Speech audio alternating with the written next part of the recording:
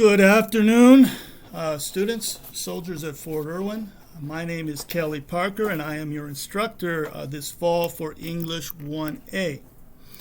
I would like to extend an apology, as it were, for not being in the classroom with you this week. I know that you all value in-class learning, as do I. Last weekend I had a heat exhaustion event. I'm sure you know what those are from your field training. And I've had a very slow week of recovery. I expect to be fully recovered in a couple days and able to be with you next week. That being said, I want to give you an introduction of myself, so you see I'm here, and also to kind of give you an overview of basically from my notes. I have notes from all of the weeks of class, by the way, but for now let's just focus on week one and what the intended goal of our learning really is. If you read the syllabus, note that it is what's called boilerplate, right? It's like any government form. I'm sure you know what a government form is, right? It's going to have a lot of stuff in there that is necessary because the administration needs to see it there.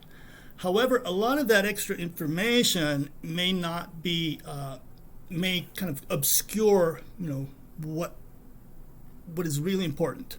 So I will try to give you announcements now and then. Like, for example, on Monday, 16th, there's an announcement that will show you there are some things technically missing from the syllabus. For example, how the grades will break down.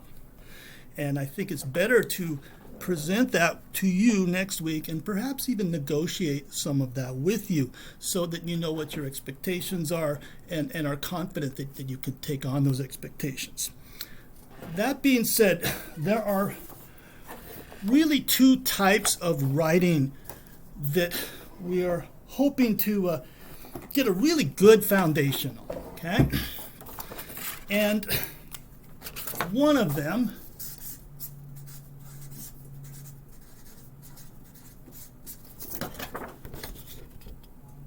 is argument, right? So what is an argument, right? The other one is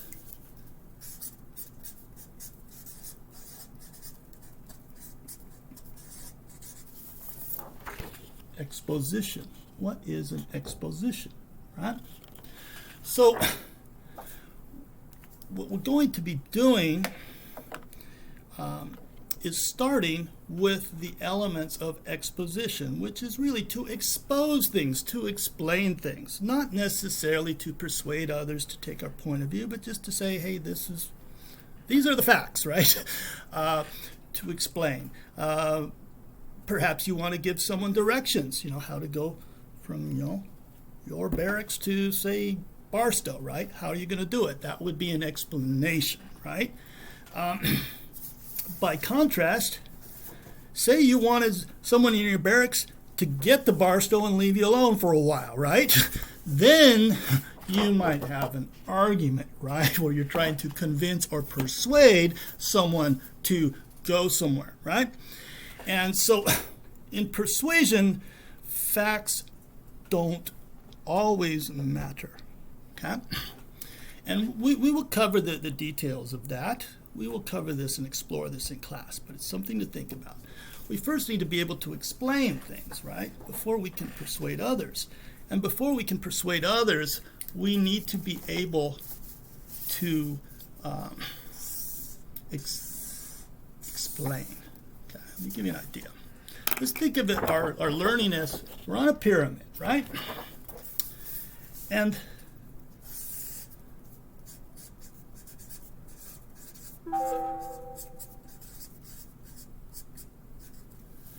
the base of our pyramid is knowledge. Okay? All of the readings you've done all your life, all of the training, all of this input, that's your knowledge, right? But is knowledge by itself useful, right?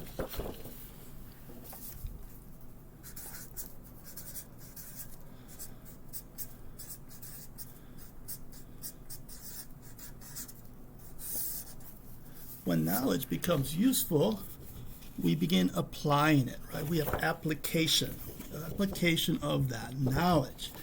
And this application is what we are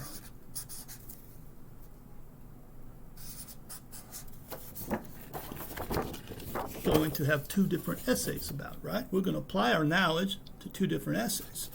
But we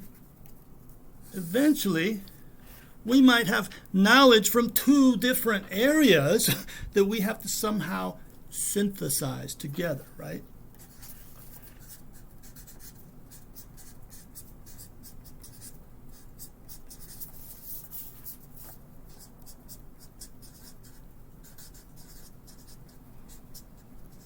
Okay.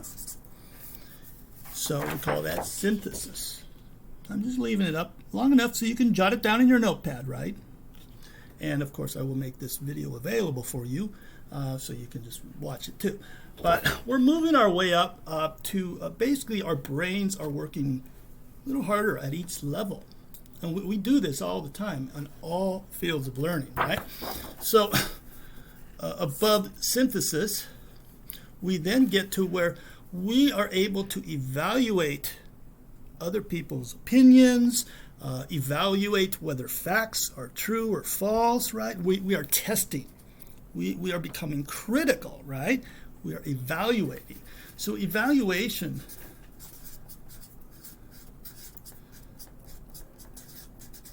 is at a higher level of thinking, right? So we're moving on up to the top. What do you think is the top? Creation. Putting it all together, right? Creation. So this is our pyramid. What this is called, you can look it up online. It's called Bloom's taxonomy. If you're curious and want to kind of know a bit about this, it's a very important notion in adult learning theory, right? We learn different now. We're older. We're not children anymore, right? So my teaching philosophy is very much guided by this desire to help students move from knowledge to application to synthesis, evaluation, and creation. And what are we going to create?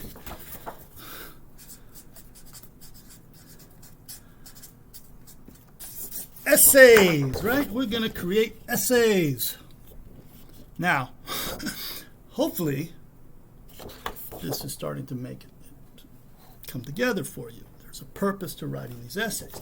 But let's think about exposing, explaining things versus arguing, persuading, convincing, right? We're kind of moving up in levels, right? When we are in exposition, we're very much in knowledge, application, and sometimes synthesis, right? But when we are trying to persuade, to kind of say where one thing is better than another thing, right? We're trying to gradate. We are getting into evaluation, right? And we all do this. So the first half of our semester is going to focus on the bottom part, okay? Doesn't mean you're not going to be doing this other stuff. You're going to be thinking all the time, I hope.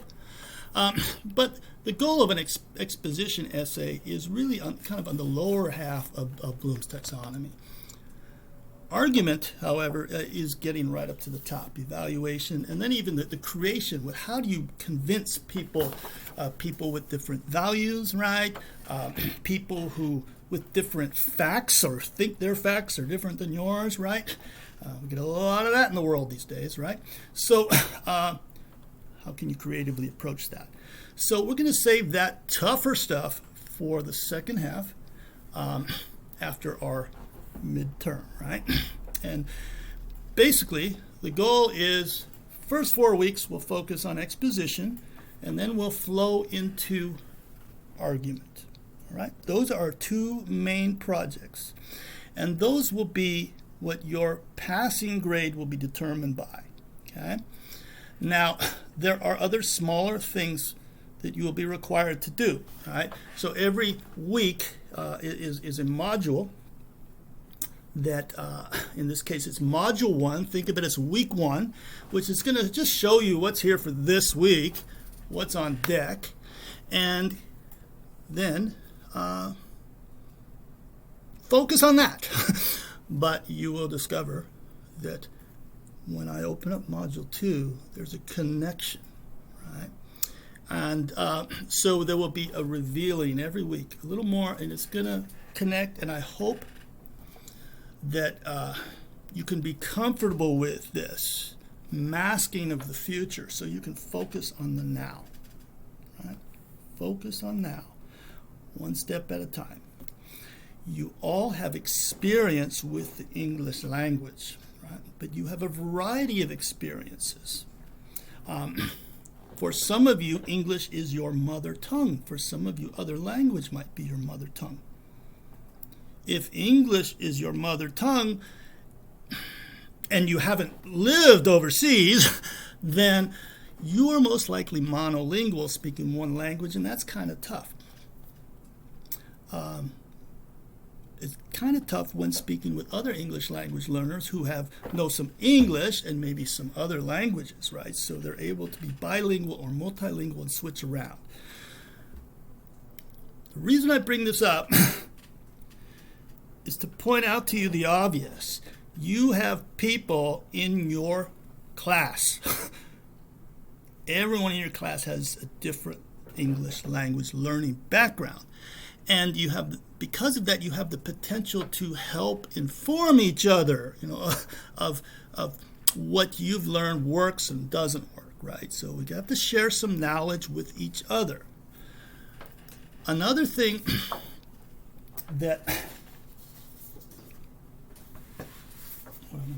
the other thing is that I'm going to transmit you knowledge. I'm going to try to get it to you. I'm going to give you materials, things to read, things to do. But learning is really, what should I say? It's two things happening at the same time. Let me get another sheet of paper. Right? This is another part of my educational philosophy. It's the idea that learning,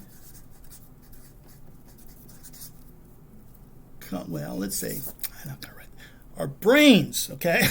Think of it as our individual brain versus our collective brain, right?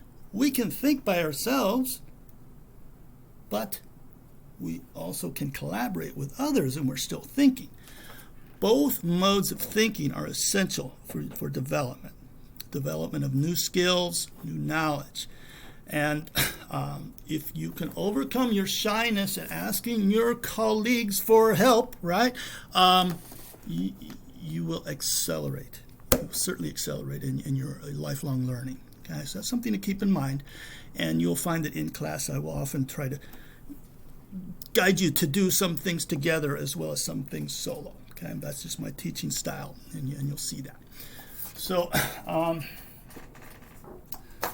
that, if you're curious, is from a teaching philosophy called constructivism, pioneered by a Lev Vygotsky, former Russian educator. So constructivism, as well as Bloom's taxonomy, is part of my teaching philosophy. Okay? Now, one of the things that I'm trying to replicate in this video lecture to you is a situation where you're mostly listening and maybe occasionally have some, something written on a board or something textual to remind you, but you need to be able to start listening and taking notes. Okay? Taking notes. So get yourself some notebooks, right? Such as this, I got notebooks I happen to be a law student, so this is for my contracts class, right? So get yourself some notebooks. If you have problems getting notebooks, please talk to the administration there at the fort. We're happy to give you notebooks. We have this stuff. You just have to ask, okay? Try taking notes. because now and then we're going to need to stop and just share our thoughts with other classmates or the whole class, and those notes will help us recall those key points. Okay? And of course, while you're listening to others, take notes. Not just your teacher. In other words, we can learn a lot from those teachers, but we can also learn a lot from our peers, right? So keep that in mind. Let me get a sip of water here.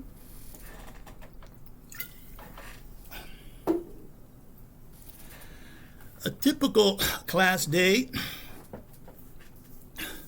will probably begin with a group activity as you enter, so you can kind of get acclimated to the classroom and warm up. If you have written homework that is due on that particular day, you're not required to hand it to me when you walk into the classroom. 2 reasons for that. One, we're going to use that writing in our class, and you may later on find that you want to change it or revise it, right? Or add something to it, right? So I would be collecting homework typically at the end of classes, right? Sometimes maybe at the beginning of the second class hour. We'll see. But in general, I want you to hold on to your writing and have it in front of yourself. So either write by hand or use a computer printer. I'm okay with either format of writing, okay? Whichever works for you. Although, if you're uncomfortable with either, that's something maybe let me know, right? Because nowadays, many young people like you, right, are kind of losing that touch of writing by hand. But there's a lot that goes on in our mind, in our cognition when we write by hand. It helps us solidify key points in our mind. It's kind of a meditation, right? Something to think about. The inverse is you still need to kind of get savvy on the word processing software, and that's not easy for everybody. And I'm going to help you with that in class, right? Some of you are much better at it than others, and that's where that constructivism helps, where you can help your peers share knowledge. You can learn from each other. Okay. So that's the overview part of today's lecture. Now I'd like to give you the main thing I want you to think about this week, right? And that is, what is good writing, right? What is good writing, right? Good. Good is actually an argument, isn't it? Good versus bad, right? So even if we can explain or expose what good writing is, we are actually arguing just a little bit, right? Anyway, I have one of my favorite professors from the past in rhetoric has written a good chapter on what is good writing, but it is not in your textbook, right? So I'm just going to flip through it and see if there are any key points that are worth sharing or making a comment on. One, yeah, she talks about the problem of models, right? And this is tough because the 5-paragraph essay is a model. And here I've asked you to write a 5-paragraph essay. The reason that I've asked you is because the course description specifically says we are going to move beyond the 5-paragraph essay. I need to know, how are you with the 5-paragraph essay, right? Simple as that. It's what we teachers call an informal assessment. We kind of need to see where most of you are at. And that particular writing prompt will help you think about what you know about English composition. What you really want to know. Maybe you don't care about exposition and argument, but let me know. What do you really want to know about English composition? And maybe brainstorm. Besides the learning environment here, or maybe at the learning environment here, maybe both. how can I learn more about what I want to know about English composition, right? You'll see those 3 paragraphs sandwiched by an introduction and a conclusion. That's 5 paragraphs, right? 5-paragraph essay. That is a model. These models don't really fly in the real world for real persuasion, because quite often we can make our point with just maybe one supporting idea, right? Or sometimes we have a complicated thing to explain where we need more than 3. So the 5-paragraph essay becomes useless in the long run. So that's what we call a model. There's no cookie-cutter way to be a good writer, right? Another thing is the standards for readability, right? I used to tell students, another place, I taught overseas in China for many, many years, and my slogan there was, write like a reader, read like a writer. Write like a reader, read like a writer. Why would I say that? Is because we have to be aware of the readability of what we type, what we write, right? So we have to think about others and how they're going to perceive our words, correct? So that's something to think about. When you write, consider who your possible readers are. And here's a mistake that many young students make, and it's not their fault. It has to do with the pressure of trying to earn a GPA and to pass. But when trying to learn a skill for writing that you can use with other people outside of class, you can use in your workplace, you can use at school, you can use anywhere, you have readers who are not your professor. But many students are worried about the grade, so they try to write in a way that they think that's what professors like to read, right? And that could just be frustrating, because you're writing for someone different than the general people you'd be writing for, right? So you need to think about all of your possible readers. And then another point to think about is significance. How significant is your writing? Is your writing just to pass this class, just to get an A, right? Well, that is a personal significance, right? But I hope that you will see that it's even more significant that you can leave class 7 weeks from now confident that you can explain and persuade, right? That you've got something you can use, something in your tool belt, right? So that's, to me, is where you really pass. Of course, if you do all the work, you're going to pass and pass with great grades. But I'm just letting you know that, so that you know that I am not, despite what one of my social media handles is, I'm not truly a GPA killer, right? I try to teach you how not to kill your GPA. And one way is to consider who else you're writing for, and also how important is that writing, right? Some writing tasks you need to get done in a day, right? Some writing tasks you need to get done in an hour.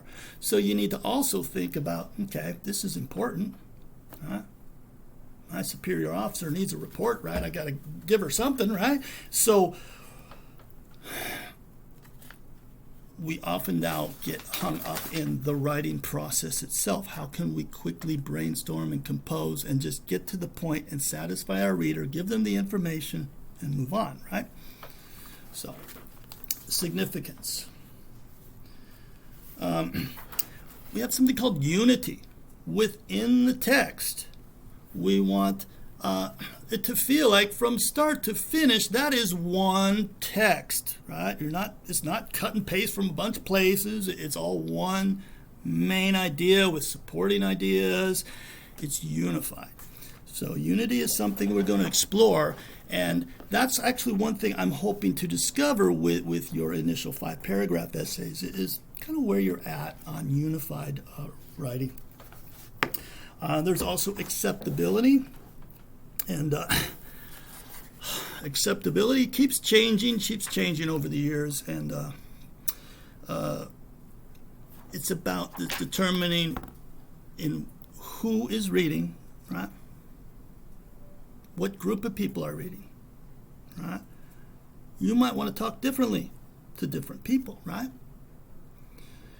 So you got to think about the type of person you're talking to and whether it's acceptable to use that particular language, those particular word choices, and so forth. So what is acceptable usage, right? So those are some of the ideas of what is good writing, and I'm going to ask you to explore this in your in the other part of this module, right? So I believe we are almost to a half an hour of lecture, which is about where I like to cap it. I generally don't like speaking for more than 20 to 30 minutes in a class hour, because there's all this extra time where you guys can be doing stuff together and working on stuff together. So hopefully this first lecture gives you an idea of the attention span you're going to need in my lectures. Right? Sit still for a half an hour and take notes, okay? That being said, I can't think of anything to add for this week. Right? On Sunday midnight, Module 2 will be revealed, and then I'm really optimistic that we'll be able to be in class on next Monday, right? Unless you happen to be in the box or somewhere else. And in that case, we'll be fine, because this is a hybrid course and we'll somehow communicate. So on Monday, we'll probably record the lecture too. I may need some help with that.